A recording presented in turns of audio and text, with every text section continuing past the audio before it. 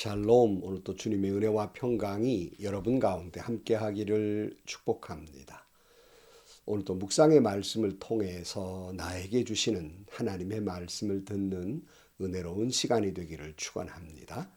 이 시간 하나님께서 우리에게 허락해 주신 말씀은 요한복음 이제 마지막 시간입니다.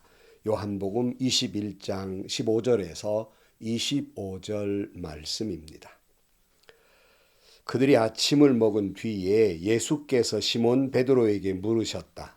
요한의 아들 시몬아, 내가 이 사람들보다 나를 더 사랑하느냐? 베드로가 대답하였다. 주님, 그렇습니다. 내가 주님을 사랑하는 줄을 주님께서 아십니다. 예수께서 그에게 말씀하셨다. 내 어린 양 떼를 먹여라. 예수께서 두 번째 그에게 물으셨다. 요한의 아들 시몬아, 내가 나를 사랑하느냐? 베드로가 대답하였다. 주님, 그렇습니다. 내가 주님을 사랑하는 줄을 주님께서 아십니다. 예수께서 그에게 말씀하셨다. 내 양떼를 쳐라. 예수께서 세 번째 물으셨다. 요한의 아들 시몬아, 내가 나를 사랑하느냐? 그때에 베드로는 예수께서 내가 나를 사랑하느냐 하고 세 번이나 물으심으로 불안해서 주님께서는 모든 것을 아십니다. 그러므로 내가 주님을 사랑하는 줄을 주님께서 아십니다. 하고 대답하였다. 예수께서 그에게 말씀하셨다. 내 양떼를 먹여라. 내가 진정으로 내게 말한다. 내가 젊어서는 스스로 띠를 띠고 내가 가고 싶은 곳을 다녔으나 내가 늙어서는 남들이 내 팔을 벌릴 것이고 너를 묶어서 내가 바라지 않는 곳으로 너를 끌고 갈 것이다. 예수께서 이렇게 말씀하신 것은 베드로가 어떤 죽음으로 하나님께 영광을 돌릴 것인가를 암시하신 것이다. 예수께서 이 말씀을 하시고 나서 베드로에게 나를 따라라 하고 말씀하셨다. 베드로가 돌아다 보니 예수께서 사랑하시던 제자가 따라오고 있었다. 이 제자는 마지막 만찬 때에 예수의 가슴에 기대어서 주님을 넘겨줄 자가 누구입니까? 하고 물었던 사람이다. 베드로가 이 제자를 보고 예수께 물었다. 주님, 이 사람은 어떻게 되겠습니까? 예수께서 말씀하셨다. 내가 올 때까지 그가 살아있기를 내가 바란다 한들 그것이 너와 무슨 상관이 있느냐? 너는 나를 따라라. 이 말씀이 믿는 사람들 사이에 퍼져나가서 그 제자는 죽지 않을 것이라고들 하였지만 예수께서 그가 죽지 않을 것이라고 말씀하신 것이 아니라 내가 올 때까지 그가 살아있기를 내가 바란다고 한들 그것이 너와 무슨 상관이 있느냐 하고 말씀하신 것뿐이다. 이 모든 일을 증언하고 또 이 사실을 기록한 사람이 바로 이 제자이다. 우리는 그의 증언이 참되다는 것을 알고 있다. 예수께서 하신 말씀은 이 밖에도 많이 있어서 그것을 낱낱이 기록한다면 이 세상이라도 그 기록한 책들을 다 담아두기에 부족할 것이라고 생각한다. 아멘.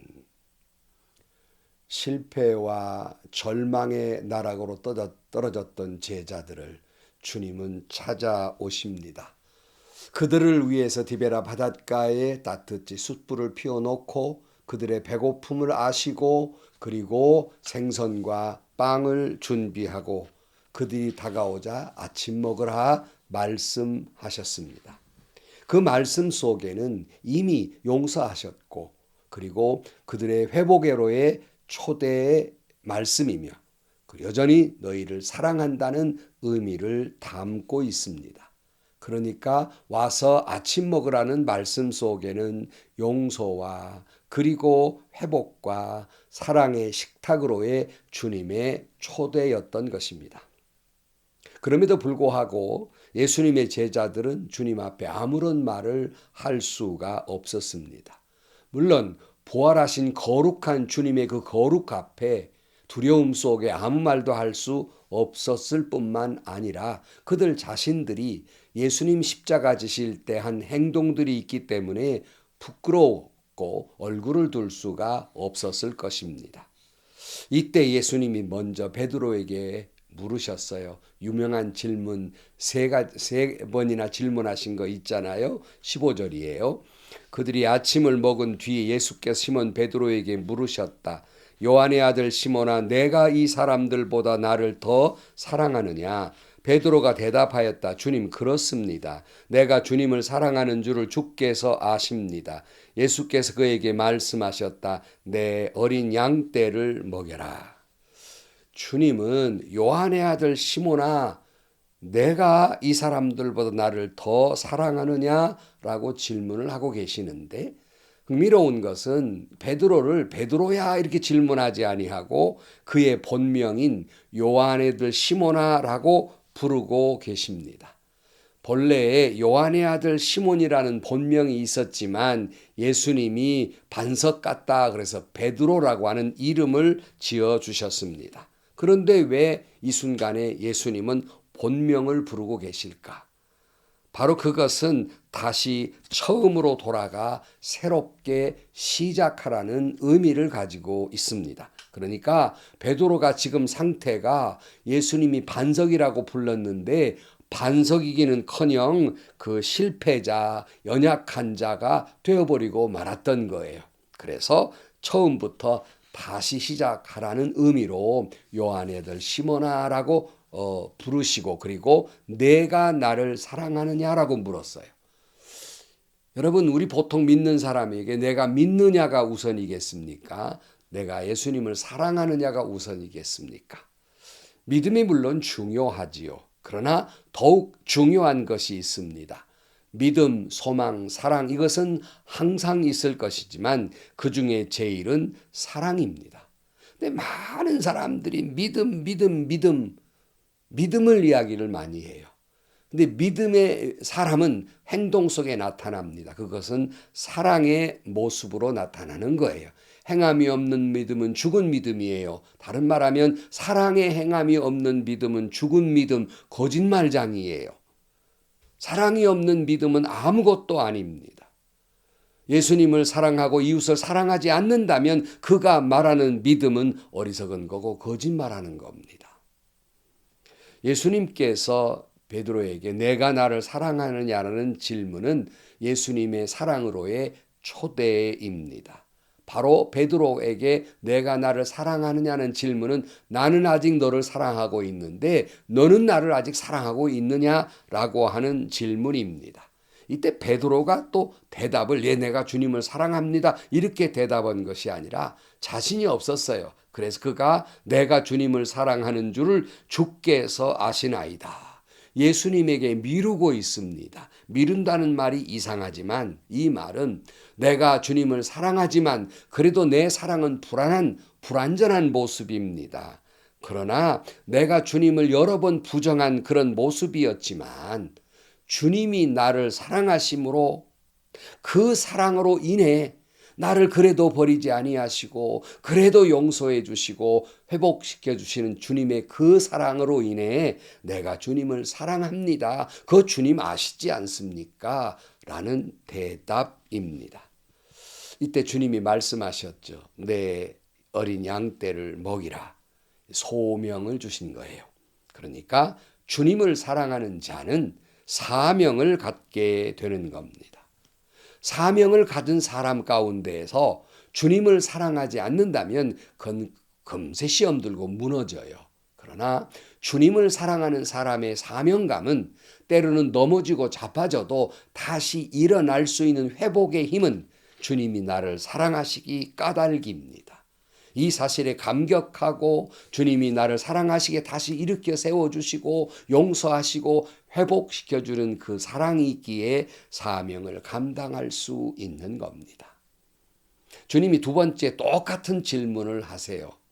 16절입니다. 예수께서 두 번째로 그에게 물으셨다. 요한의 아들 시몬아, 내가 나를 사랑하느냐? 베드로가 대답하였다. 주님, 그렇습니다. 내가 주님을 사랑하는 줄을 주님께서 아십니다. 예수께서 그에게 말씀하셨다. 내 양떼를 쳐라. 똑같은 질문을 세 번째 또 하십니다. 17절. 예수께서 세 번째 물으셨다. 요한의 아들 시몬아, 내가 나를 사랑하느냐? 그때 베드로는 예수께서 내가 나를 사랑하느냐 하고 세 번이나 물으심으로 불안해서 주님께서는 모든 것을 아십니다. 그러므로 내가 주님을 사랑하는 줄을 주님께서 아십니다 하고 대답하였다. 예수께서 그에게 말씀하셨다. 내 양떼를 먹여라. 이 세 번의 질문은 각각 다른 의미가 있다기보다는 똑같은 질문을 또 하고 또 하고 또 하고 계시다고 할 수 있겠습니다. 왜 세 번이나 물으셨을까? 물론 여러 가지 의미가 있겠습니다만 하나는 거듭 물으심으로 정말 내가 나를 사랑하느냐라고 물으심으로 베드로 스스로가 내가 대답은 이렇게 했는데 내가 정말 주님을 사랑하는 걸까? 자기를 다시 한번 되돌아보게 하는 그런 의미를 가지고 있고, 또 하나는 다 아시는 대로 베드로가 세 번씩 예수님을 부인함으로 말미암아 그 회복의 과정이라 할 수 있겠습니다. 그러므로 베드로는 예수님의 이 질문의 과정 속에서 예수님을 향한 사랑이 깊어지고 그 소명에 대한 확신을 거듭 갖게 됩니다. 강화됐다 이렇게 말할 수 있죠. 18절입니다. 내가 진정으로 내가 말한다. 내가 젊어서는 스스로 띠를 띠고 내가 가고 싶은 곳으로 다녔으나 내가 늙어서는 남들이 내 팔을 벌릴 것이고 너를 묶어서 내가 바라지 않는 곳으로 너를 끌고 갈 것이다. 무슨 말씀이에요? 사명을 받기 이전에 젊은 시절은 자기 마음대로 살았잖아요. 그러나 주님을 사랑하고 이제 사명을 받았으니 이제부터는 내 마음대로 살 수 있는 존재가 아닙니다. 주님의 사랑에 메인바 돼서 사도 바울의 고백처럼 메인바 돼서 이제 오직 주님의 말씀에 따라서만 살아가는 삶. 내가 지금 살아가는 것이 아니라 내 안에 주님이 계셔서 살아가는 삶으로 바뀌어지게 된다는 거예요. 그러다 보니까 젊을 때는 내 마음대로 가고 싶은 대로 하고 싶은 일 다 했지만 이제는 내가 바라는 대로 살지 아니하고 주님이 말씀하신 대로 주님이 가라 하신 그 길을 가게 될 것인데 내가 이제 늙어서는 남들이 너의 팔을 벌릴 것이다 이렇게 말씀하고 있습니다. 여러분 팔을 벌리면 어떤 모습? 십자가이죠. 십자가를 질 것을 말씀하고 있는 것입니다. 지금까지 우리가 바라고 있는 것들이 무엇이었겠습니까? 인간이 모두 본능적으로 풍요롭게 살고 싶고 남들이 알아주는 삶을 살고 싶고 언제나 평안으로 성공회로의 길을 가고 싶은 것이 우리가 원하던 곳이었다고 한다면 주님 말씀하시는 것 이제부터는 그런 네 맘대로 사는 것이 아니라 사명으로 산다는 거예요. 근데 그 사명이 뭐냐면 죽는 거예요. 어디서요? 십자가에서 죽는 길을 가야 한다는 거예요. 따뜻한 눈길이 아니라 차가운 눈초리가 있고 모욕이 있으며 핍박이 있고 여러 가지 많은 상처가 있는 그 길을 가야 되는 것이 사명자의 길이라는 겁니다. 이것이 주님을 따르는 자의 사명 십자가의 길이란 말씀이고 베드로는 앞으로 그 길을 가야 할 것이라고 말씀하고 있습니다. 그래서 다음 절에 그걸 그대로 설명하고 있죠. 19절 예수께서 이렇게 말씀하신 것은 베드로가 어떤 죽음으로 하나님께 영광을 돌릴 것인가를 암시하신 것이다. 예수께서 이 말씀을 하시고 나서 베드로에게 나를 따르라 하고 말씀하셨다. 주님은 나를 따르라. 여러분 주님을 따르는 자리가 어디입니까? 대접받는 자리입니까? 사람들이 다 알아주는 자리입니까? 권력 있는 자리입니까? 예수님이 가신 것은 그런 자리가 아닙니다. 십자가에 죽는 것을 영광으로 하는 자리예요. 그것이 주님을 따르는 자의 십자가의 길인 것입니다. 이 말씀을 들은 베드로의 반응이 첫 번째 뭔지 아십니까? 재미있는 장면이 나와요. 20절이에요. 베드로가 돌아다 보니 예수께서 사랑하시던 제자가 따라오고 있었다. 이 제자는 마지막 만찬 때에 예수의 가슴에 기대어서 주님을 넘겨줄 자가 누구입니까? 하고 물었던 사람이다. 베드로가 이 제자를 보고서 예수께 물었다. 주님, 이 사람은 어떻게 되겠습니까? 예수께서 말씀하셨다. 내가 올 때까지 그가 살아있기를 내가 바란다고 한들 그것이 너와 무슨 상관이 있느냐? 너는 나를 따르라. 이렇게 말씀하고 있어요. 베드로의 첫 번째 재미있는 모습이 뭐예요? 나를 따르라 그랬으니까 예, 아멘. 그러고 따라갈 일이지 먼저 주변을 돌아봤다는 거예요. 아니 나더러 십자가를 지라고 말씀하시는데 다른 사람은 어떻게 되는 거야? 저기 예수님 사랑받은 요한은 또 어떻게 되는 거야? 하는 의문이 생겼습니다. 돌아다 보았다. 이 말은 뭐예요? 비교했다 그 말이에요. 주님 말씀하십니다. 그게 너하고 무슨 상관이 있느냐? 내 사명과 그와 무슨 상관이 있느냐? 주님 사랑하는 자가 누구라 그랬어요? 요한이에요. 요한이 가는 길과 너의 가는 길이 있는데 그 무슨 상관이 있느냐라고 말씀해. 너는 그냥 내가 가라 한 길을 가면 되는 거지. 왜 다른 사람 탓을 하고 다른 사람을 자꾸 바라다 보느냐 말씀하고 있어요. 여러분, 그는 그에게 맡겨주신 주님의 사명의 길이 있고 나는 주님이 나에게 맡긴 사명의 길이 있어요. 그는 그가 짊어지고 가야 할 십자가의 길이 있고 나는 내가 짊어지고 가야 할 십자가의 길이 따로 있다는 것입니다. 그 사람을 주님 오실 때까지 오래오래 산다고 한들 내 십자가와는 무슨 상관이 있느냐는 거예요. 내 사명과는 상관이 없다. 너는 너의 길을 가면 된다 하는 말씀이에요. 여러분 저 자신도 그렇지만 이 비교 의식에서 벗어나야 하겠습니다. 다시 말씀드립니다. 나는 내가 가야 할 주님 가라 하신 그 길이 있고 그는 그에게 가라 한 주님이 가라 하신 그 길이 따로 있는 겁니다. 다시 말씀드립니다. 그의 십자가 있고 나의 십자가 따로 있는 거예요. 비교할 필요가 없어요. 23절입니다. 이 말씀이 믿는 사람들 사이에 퍼져나가서 그 제자는 죽지 않을 것이다 라고들 하였지만 예수께서는 그가 죽지 않을 것이라고 말씀하신 것이 아니라 내가 올 때까지 그가 살아있기를 내가 바란다고 한들 그것이 너와 무슨 상관이 있느냐 하고 말씀하신 것뿐이다. 자세히 설명하고 있고요.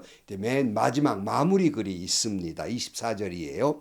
이 모든 일을 증언하고 또 이 사실을 기록한 사람이 바로 이 제자이다.